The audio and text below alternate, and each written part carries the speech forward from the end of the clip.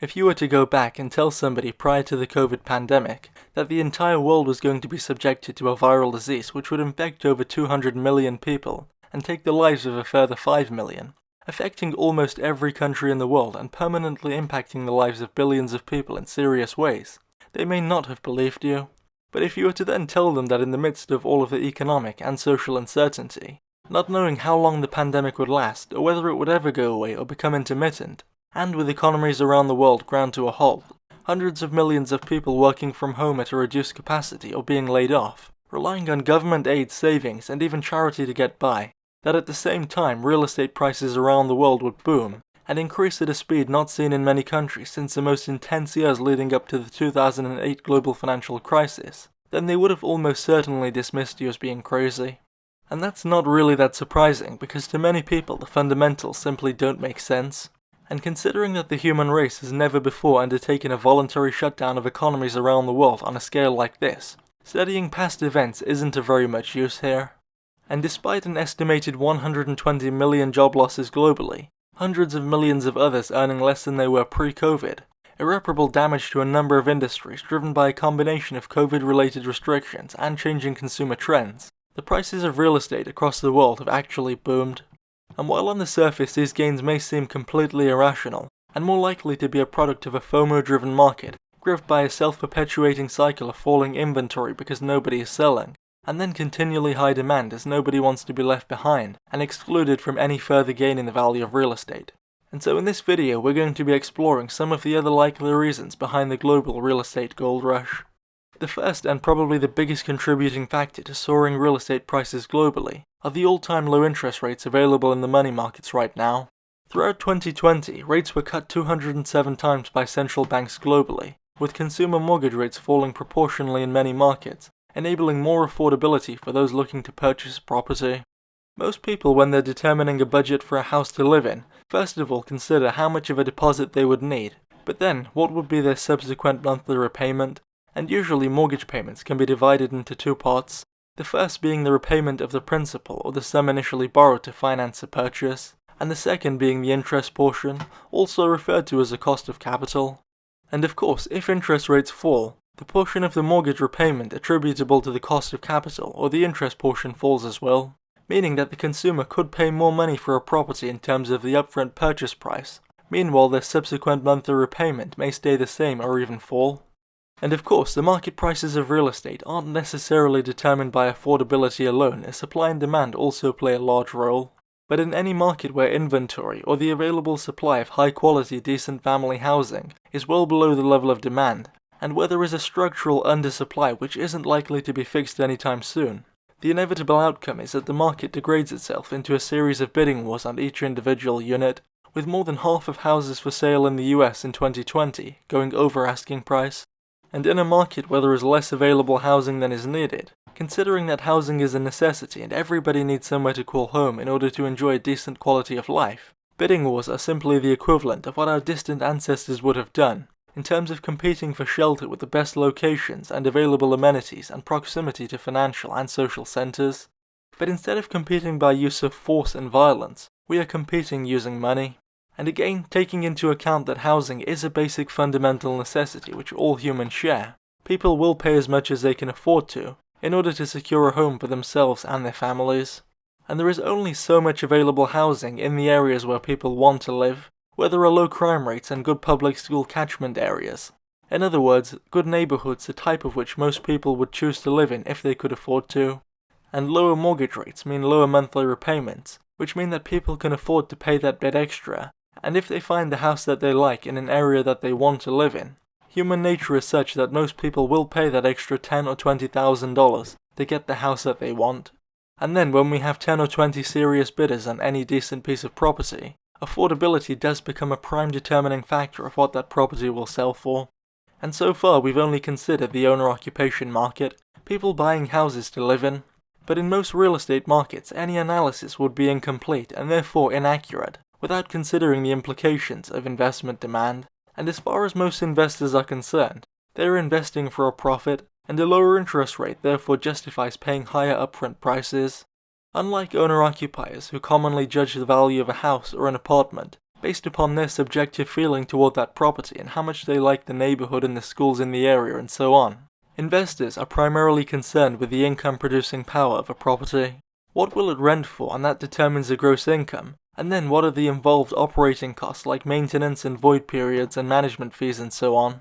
For example, I might own an apartment that rents for $1,000 or £1,000 per month, which equates to a gross annual income of $12,000, and then I would subtract all of the associated operating costs as mentioned before, and I may be left with a pre-interest servicing profit of about $8,000 annually. And as an investor, I then need to make a decision as to how much I am willing to pay upfront for a property that produces a net income of $8,000 annually, which is known as a premium on cash flow. And interest rates play an indispensable role in this decision, because as a real estate investor, if I want to borrow money, in order to justify that borrowing, I need to be able to make an operating profit on that money. And so if I'm borrowing at 5%, I need to be able to make 7%, or if my mortgage rate is 3%, I need to be making a net return of 5% to make a profit. But if we are living in a situation where the interest rates available on mortgages are 2 or 2.5%, I can afford to pay a lot more for a property than if the rate was 5%. Interest rates act like gravity on the market prices of income-producing assets, including property, because they determine how much of a premium on cash flow an investor can afford to pay and still make a reasonable profit for the effort, time, and risk that they are taking on. And so of course, one of the major driving forces behind rising real estate prices globally has been falling interest rates, both because falling rates afford a greater budget to owner-occupiers because of lower overall repayments, and for investors because they can afford to pay higher prices and still make a reasonable profit if their interest rate is lower. Now the second major factor behind rising real estate prices that we simply can't afford to ignore is inflation. And the most common way that people think about inflation is by looking at inflation indicators, and the most common indicator being the CPI, or Consumer Price Index, which is a basket of goods and services that is designed to reflect the consumption habits of the average person in that country. And economists will then track the price increases or decreases of that basket from year to year, and use that figure as the rate of inflation. And by this measure in the USA, inflation was a meager 1.4% in 2020, and in the UK even lower at 0.9%, which could lead most people to believe that inflation was not actually a major cause of rising real estate prices in these countries or elsewhere. But actually, the CPI may not be as good as an indicator of inflation as so many economists and individuals think that it is. And that's because the CPI is a gross metric that accounts very well for changing prices, but says nothing about the underlying factors which govern increases or decreases in the values of those consumer products. For example, the price of a chocolate bar may remain the same over a period of many years, but perhaps the reason that the price did not increase was because the manufacturer was able to reduce the size of the chocolate bar, or utilize cheaper and lower quality ingredients or packaging, or maybe they found a way to automate a part of their manufacturing process and save on labor costs. And in this type of situation, the Consumer Price Index becomes a fairly ineffective device, because while it will report that there was no increase in the price of that chocolate bar, which is technically true, it won't pick up on or report any of the other details, and therefore the consumer looking at that price index may not be getting the most accurate picture of the true state of inflation.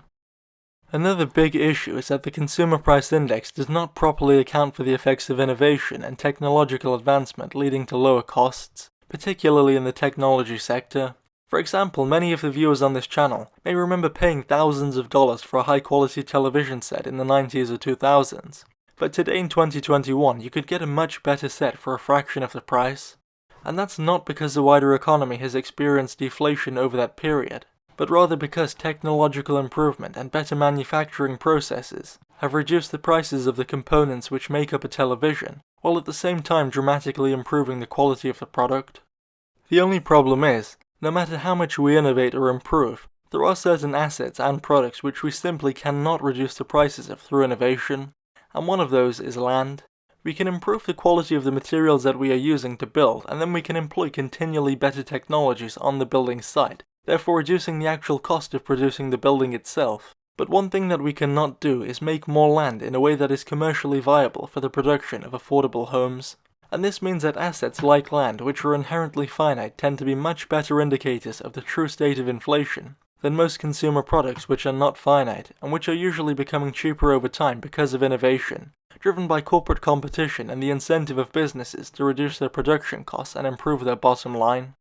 Interestingly, in the US in 2020, the circulating supply of dollars was increased by the Federal Reserve by around 20%. Meanwhile, house price inflation year on year was estimated to be between 15 and 24%, much higher than the Consumer Price Index rise of just 1.4.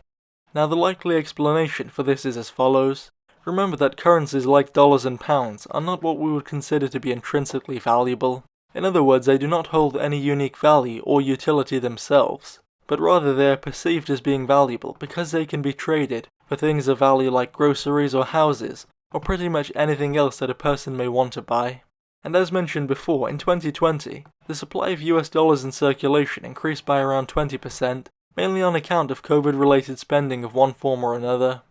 And the thing is, most of that money did not necessarily come from taxation, but rather from quantitative easing, the printing and spending of money into the economy. And whenever we have more dollars or more pounds or whatever the currency is, chasing the same amount of finite assets or resources like land in desirable residential locations, price rises are pretty much inevitable. And the fact that in the US the year-on-year increase in real estate prices was fairly similar to the increase in percentage terms to the circulating supply of dollars speaks volumes for itself.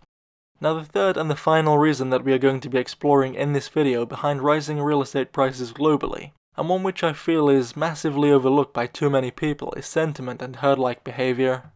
Humans evolved with a particular characteristic, whereby we are all to one extent or another programmed to automatically copy the behavior of others. It's a reason as to why social trends escalate and die out so quickly, and musicians and other artists tend to grow in popularity steadily and then all of a sudden blow up or fall out of public favor quickly. And the same reason that most 20-year-olds tend to dress very similarly to most other 20-year-olds. Humans are very social creatures, and most of us have a deep-rooted desire to want to fit into our social circles. And part of that biological characteristic is that when our friends or work colleagues or people in our lives are buying a house or making a lifestyle change, and moving further away from the city to get more space for their budget, it gets us all thinking, and all of a sudden everybody is upgrading or downsizing, remodeling or moving, and the real problem lies in the fact that it doesn't just work in the one direction. It tends to be the case that when everybody wants to buy a house, nobody wants to sell one, because again people are watching their own and their friends' houses increase in value by $50,000 or $100,000 in a year, and the fear of missing out on further increases in value mean that inventory falls and value increases even further, and the cycle is self-perpetuating until it's interrupted, and usually in an abrupt and financially catastrophic way, as anybody who lived through 2008 and 9 will know all too well. And by the way, housing inventory in the UK and the USA hit record lows on multiple occasions in 2020 and 2021. And I'm not absolutely sure about the rest of the world, but I know that the picture is similar in many other places as well.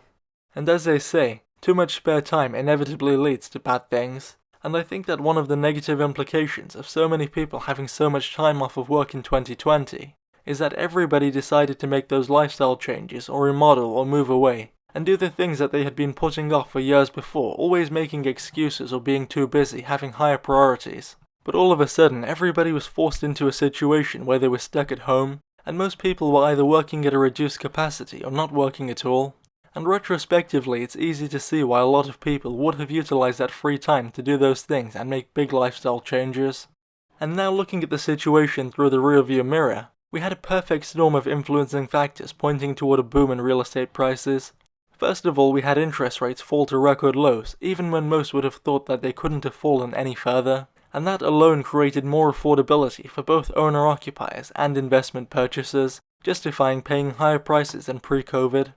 And it's not just the lowering of interest rates which has given buyers confidence, but actually the fact that governments around the world have borrowed so much money over the last year and a half is a good indication that interest rates may not rise anytime soon, as many governments now have so much debt that normalizing interest rates to historical averages would see them paying out more money in the form of interest servicing payments than they generate in annual tax revenues.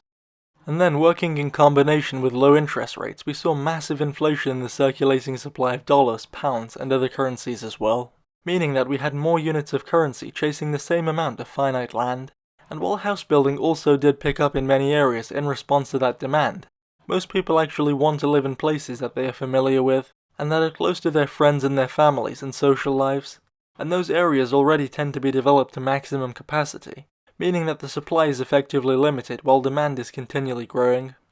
Now, both low interest rates and currency supply inflation placed a massive upward pressure on real estate prices around the world, but what really gets a market going is sentiment, and when FOMO, the fear of missing out on price rises, sets into a market, like it has done over the last year and a half, no price is too high to pay and no price high enough to consider selling out. And that deadly combination of a concentrated burst of demand, met by record low inventory, causes a sharp increase in property prices, which then draws in more would-be buyers as they want to get their slice of the pie, while discouraging would-be sellers as they don't want to miss out on any further gains. And with our retrospective view of this frenzied market that we have today, it doesn't seem all that ridiculous that prices have risen in the way that they have.